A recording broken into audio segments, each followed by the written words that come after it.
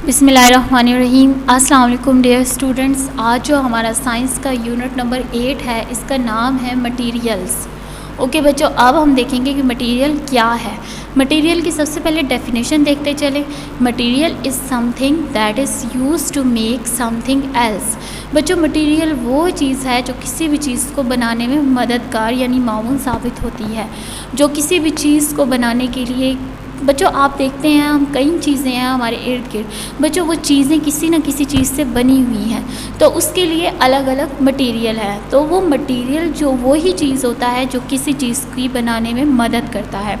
Material are all around us. बच्चों आपके इर्द गिर्द हर जगह मटेरियल है। आप अगर क्लासरूम में हैं तो आपका टेबल, चेयर, डोर, विंडो, हर चीज़ मटेरियल से मिलकर बनी हुई है। On the ground, under the ground, above the ground.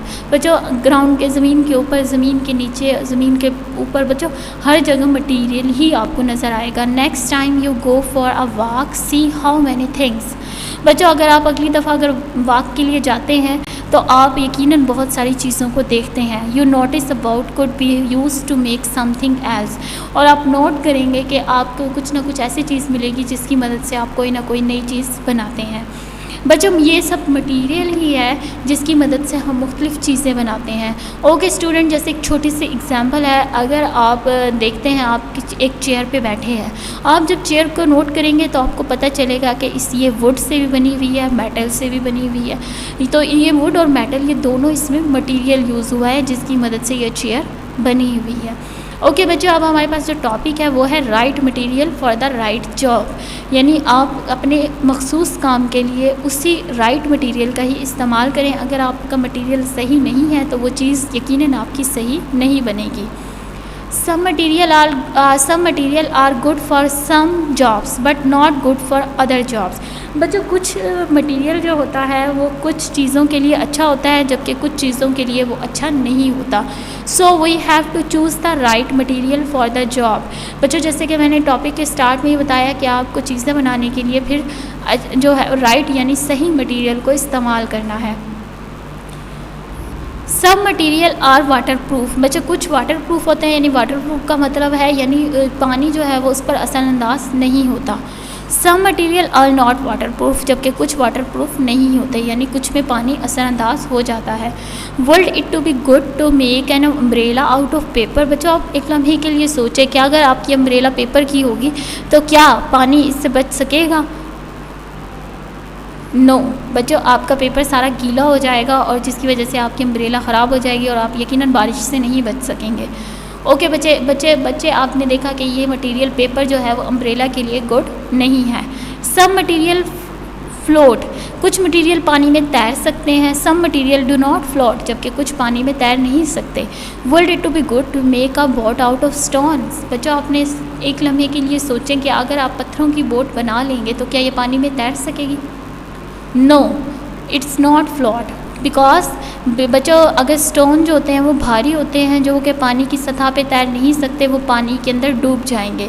Okay तो वुड लकड़ी जो होती है वो हल्की होती है जो पानी की सतह पे तैर सकती है, इस वजह से वुड की जो बोट होगी वो यकीनन पानी की जो है वो सतह पे तैरेगी, जबकि अम्ब्रेला प्लास्टिक की बनी होगी तो वो वाटर प्रूफ होगी। ओके स्टूडेंट्स, यकीनन आपको समझ आई होगी कि आप गुड मटेरियल यूज़ करें गुड जॉब के लिए, राइट जॉब के लिए।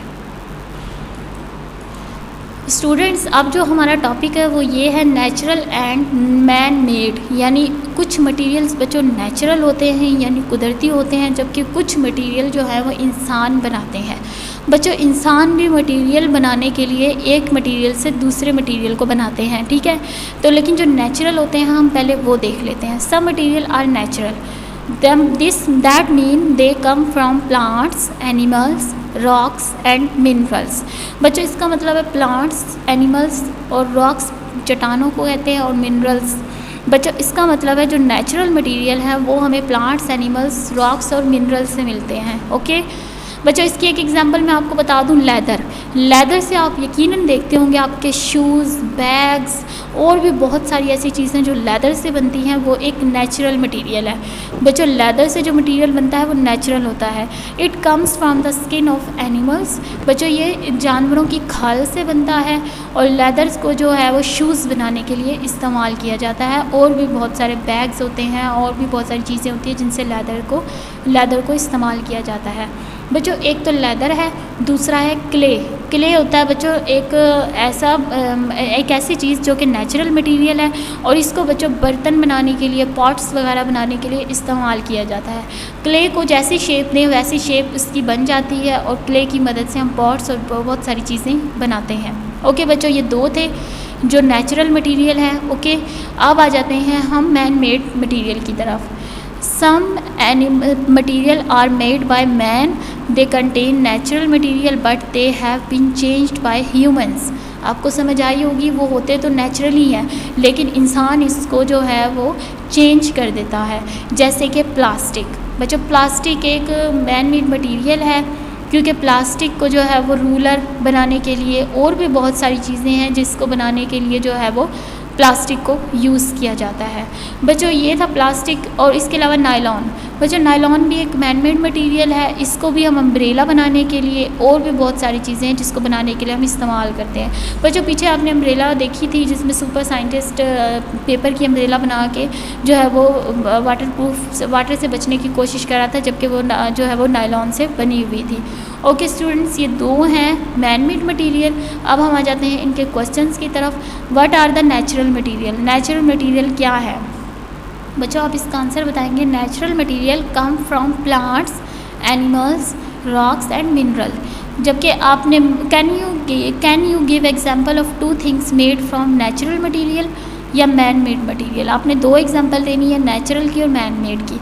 नेचुरल की आप बताएंगे लेदर एंड क्ले, जबकि मैन मेड की बताएंगे प्लास्टिक एंड नायलॉन। जबकि आपके पास क्वेश्चन नंबर बी है कि मैन मेड मटेरियल क्या है? बच्चों man made material are changed by humans. Man made material are natural material but they have been changed by humans. Okay, ये था इनका आंसर्स। बच्चों अब हमारा जो नेक्स्ट टॉपिक है उसका नाम है यूजिंग मटेरियल, कि मटेरियल को कैसे इस्तेमाल किया जाता है। बच्चों मटेरियल को इस्तेमाल करने के बहुत सारे वो हैं, आप देख सकते हैं। वुड आपके पास एक मटेरियल है, उसको हाउसेस बनाने के लिए इस्तेमाल किया जाता है और इसके अलावा वुड से फर्नीचर भी बनाया जाता है। बच्चों यही नहीं, वुड से टेबल, चेयर्स और भी बहुत सारी चीज़ें हैं जो वुड से बनती हैं। ठीक है, और इसके अलावा अब आ जाए आप स्टोन्स एंड ब्रिक्स। बच्चों ब्रिक्स कहते हैं ईंटों को, स्टोन्स कहते हैं पत्थरों को। बच्चों ये दोनों भी एक मटेरियल है जो कि वाल्स, घरों की दीवारें बनाने के लिए इस्तेमाल किया जाता है और स्टोन्स को मजबूती के लिए इस्तेमाल किया जाता है जिससे वाल जो है वो स्ट्रॉन्ग हो जाती है। ठीक है बच्चों, रबर भी आप देख सकते हैं एक मटेरियल जो कि बैलून्स बनाने में और भी बहुत सारी चीज़ें हैं जो रबर से बनती हैं, उनको बनाने में इस्तेमाल किया जाता है। बच्चों मिनरल भी आप देख सकते हैं एक मटेरियल है जो कि अर्थ से हमें मिलता है और इससे सॉस पैन, पॉट्स और दीगर बर्तन बहुत सारे जो है वो बनते हैं और ये इससे बनाने में इस्तेमाल किया जाता है। बच्चों ये है यूजेस ऑफ मटेरियल, कि कोई भी मटेरियल जैसे कि गिलास से विंडो बनती है और भी बहुत सारी चीज़ें हैं जो बनती हैं। बच्चों वुड से डोर बनते हैं, चेयर्स बनती हैं बच्चों। इसके अलावा ब्रिक से घरों की दीवारें बनती हैं। बच्चों हर मटेरियल आपको कहीं ना कहीं ऐसा ज़रूर नज़र आएगा जिससे कुछ ना कुछ बनता है। ओके स्टूडेंट्स, ये था यूजिंग ऑफ मटेरियल। अब हम एक क्वेश्चन की तरफ मैं आपको बताते चलूँ कि आपने इस क्वेश्चन में वो बताना है कि ये मटेरियल किस लिए इस्तेमाल होते हैं। जैसे कि प्लास्टिक जो है वो वाटर प्रूफ होती है। ठीक है, क्ले जो है बच्चों इस्तेमाल होता है पॉट्स में, और पेपर जो है वो बच्चों बुक्स में इस्तेमाल होता है। क्लॉथ से है वो कपड़ों से हम बच्चों ड्रेस बनाते हैं, कोट बनाते हैं और भी बहुत सारी चीज़ें हैं जिससे बनते हैं। बच्चों इस तरह एक चीज़ के बहुत सारे फ़ायदे होते हैं। जो कि सेकंड क्वेश्चन में बच्चों आपने एक मटेरियल की दो क्वालिटीज़ बतानी है। जैसे कि अगर आप चेयर पे हैं तो ये एक मटेरियल से नहीं बनी बल्कि ये दो मटेरियल से बनी है, जैसे कि वुड से बनी है और मेटल से बनी है। इस तरह बच्चों आप 2-3 एग्जांपल्स और दे सकते हैं कि कोई एक चीज़ जो 2 या 3 मटेरियल से मिलकर बनी है। ओके बच्चों, ये थी exercise. Take care of yourself. अल्लाह हाफिज़।